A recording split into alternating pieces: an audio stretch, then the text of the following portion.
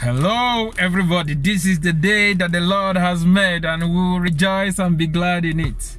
Oh, I'm so excited. Oh, my goodness. You can see the weather is lovely. The sun is shining. What else do we need from God? We are all blessed. God has blessed us in a great way. And we just need to thank Him for, giving us the grace to witness a lovely day like this. Oh, my goodness. Yeah, my people, I want to talk about our dear state, Abia State. A lot of things has been happening, a lot of news from Abia State. You see, some people have been, addressing the issue. Some has been, ignoring it, looking at it like, it's none of my business. My dear friend, I just want to tell you, as long as you are from Abia State, whether it affects you or not, directly or indirectly, you are part of it. It's high time we take what belongs to us back. Yeah, here in Dublin, I have met a lot of people from Abia State. Great people. When I say great, very intelligent, articulated people, people that can, reason. When you talk with them, you find out that they are very intelligent. There are people that can do something. But where are they? Why our state are still lacking behind when we have great men like this? It's a question we all need to ask ourselves. Why are we lacking behind? Look at Imo State. Abia State is nothing to write about. But everybody, we all are smiling. We all are happy. Sometimes when we are okay, we think we are okay. We are not okay. You are not okay. Whether you live in abroad or you live anywhere you live in the world, you are not okay.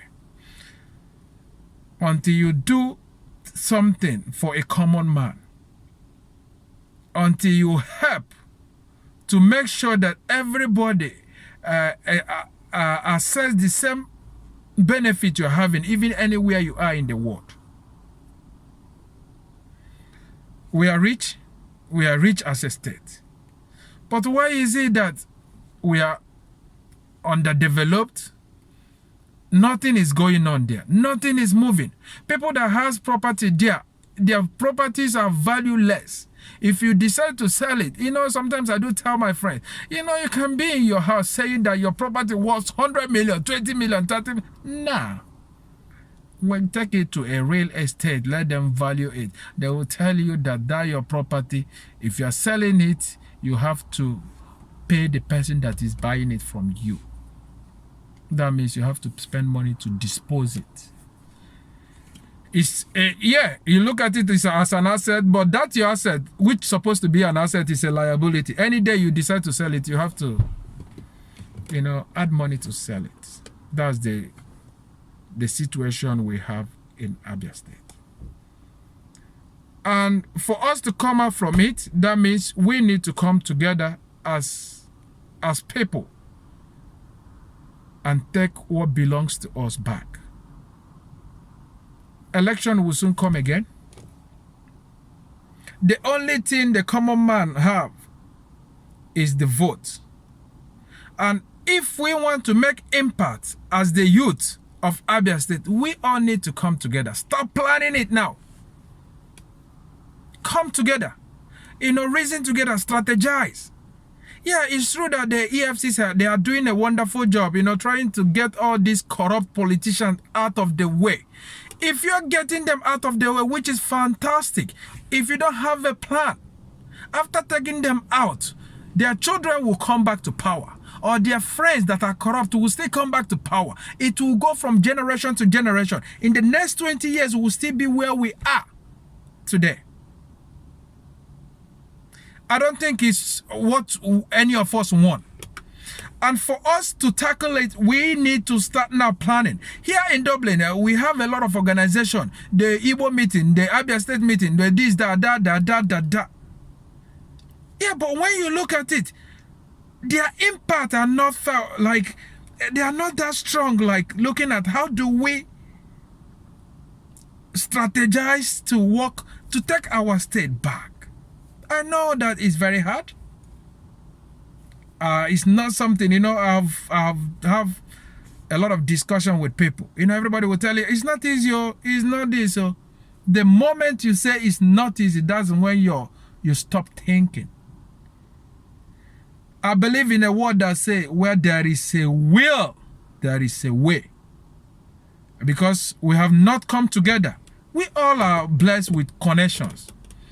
When we come together, it will be very, very easy to take up what belongs to us. We cannot leave our state to be run by people that doesn't know how to run a government. A government is a collective something. Let's come together. Let's come together. Are you in Asia? Are you in Nigeria? Let's come together. Forget about tribalism. Forget about brothership. Forget about anything. Even if your brother is not good to run office, forget about him. Let's come together and, sanitize our place. Get the best. Let them lead us. You will see our people will change. Everything will change. In Dublin here, when you drive, the roads are like, connected. Before you know, oh my goodness, the connection is perfect. Do you think it was done like that? Dublin was like Nigeria maybe 70 years ago. They had a lot of corrupt politicians. Yeah. But people has to rise and say no to it. So say no to corruption. Say no, because when the corruption stops, people will use the money and build the whole street. They will use the money and build hospitals. They will use the money and do something useful. You might think it doesn't concern you. I'm living good. I'm this, I'm that. Forget it. You're nothing. If somebody is hungry there and you are here, you're nothing. You're nothing. We have to come together and make a change. I don't know who I'm talking to. Let's come together and take Abia State. Let's take all these politicians, corrupt, stupid people. Let's take them uncircumcised people. Let's take them out. We are not, it's something that belongs to us. It's making me angry. It makes me so much mad. I'm telling you, we have a great state. And you cannot be comfortable going there because you're scared of a lot of corruption, a lot of insecurity. For how long? When you look at, you see a lot of people getting old in Europe, and they prefer going to Nigeria or going to their state. But they cannot go because the place is not something to write home about. For how long? Because of dirty politicians, people that are nobody, that have never even know how to start a business, that has not even run their family, are leading us. A project, they can do a one project for 100 years, and we are clapping for them. For how long? It's high time we take them out. I'm not saying we're gonna do anything bad to them, but strategically, we can take them out by our votes, coming together, putting our resources together, strategizing. How do we do it? It's not like we are trying to put somebody that will go there, a corrupt person. No! We look at someone that is sound-minded. We don't need someone with a big name. He has been in the scene for 20 years. We don't need people like that. They are all corrupt. We look at people that are very sound, that knows what to do, that knows how to fix things, whether they are known or not. The only way to make them popular is coming together. If we come together, we are force. No one can stop us. We have to do it, whether you like it or not. And if you are listening or thinking, maybe we are thinking about going there as a corrupt, going there as well to be corrupt, forget it. I'm not part of it. People that knows me know that I'm not associated with anything corruption, stealing. No, I'm not part of it. If we send you there to go and work, go there and do that thing. Run a transparent government. That's the only way you can run a successful government. When you have an opposition that are strong, whereby they can tell you, man, when you want to give a contract, they will tell you no. That contract that you are giving that worth 100 million, there is somebody that can do it for 50 million. They will debate it with you. That's how they bring out the best from you. But if you are there, the kind of government we run, you will be in your bedroom, you sign a contract. You will be in your toilet, you will sign a contract. You will be in your this, you do that. Nobody questions you. That's how the corruption grows. If we don't tackle it and kill it, the corruption will kill each and every one of us. The moment we come together and fight it, corruption will fight us. And it has been fighting us. Whether you are my brother listening or my sister or my friend, if you are corrupt, if you are eating something that belongs to the masses, if they put you in, go to prison. I'm not in support of you. That's my stand. Something that belongs to the masses, use it and work for them. If you are clueless, if you don't know how to, if you lack vision, get out of the road. Let people that knows what to do to come in. This is not going to be business as usual. This coming election, we all have to come together. How do we do it? Come to now. Let's start working together. Now, let's start asking ourselves, how do we do it? No, let's not stop going to this meeting, that meeting, going to dance. Eriwa, eriwa, eriwa, guagu. Ogagu. If we don't get it right. Eriwa, guagu. Eriwa, guagu, you get drunk tomorrow. Your problem will wake you up. You are scared, so for somebody not to kidnap you. You are scared of your big car not to be spoiled on the road because everything is bad. Other states are doing well. We are not catching up. We're supposed to be leading. We are not leading. You see the way Abia State is. It's not everybody that is corrupt. We have good people that can run the government perfectly. I'm getting angry, man. I have to stop this video now. Let's come together. Let's come together and take what belongs to us. That's the message. Or if we think that going to social media to write a good article or do that doesn't solve the problem. Let's come down and ask ourselves, what can I do? How can I help? How can I be a part? We have all it takes to run Abia State. If they don't know, let them come. We will teach them how to run it. It's not a rocket science.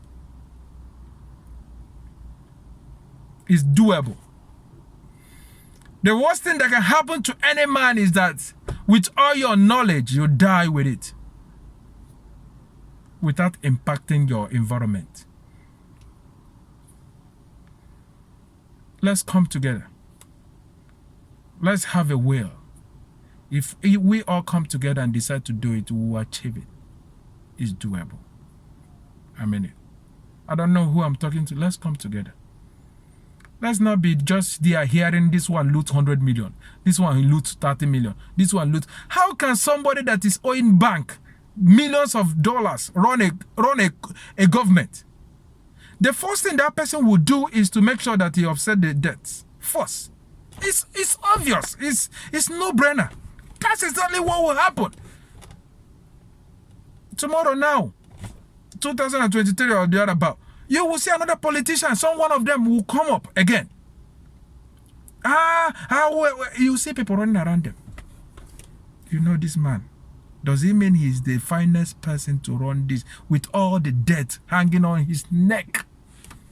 I'm not saying a businessman cannot have a debt. No. But all these selfish people that when they go in there, they try to, use the government fund to solve their own private problem. Or run all this closed economy, closed government so that people won't know what they're doing. That's exactly what we have at the moment. We can't take that anymore. Forget about what you will benefit. Forget about if you put in somebody that is close to you, that person will give you a contract. Forget it. You are killing your future. Forget it. It's not going to be business as usual. We have to change. I have to change. You have to change. We have to come together and be honest to ourselves and do what is right in the eyes of man and in the eyes of God. So that history will not judge us. I'm serious about this. I have to stop this video. I think it's long now. Thank you, guys.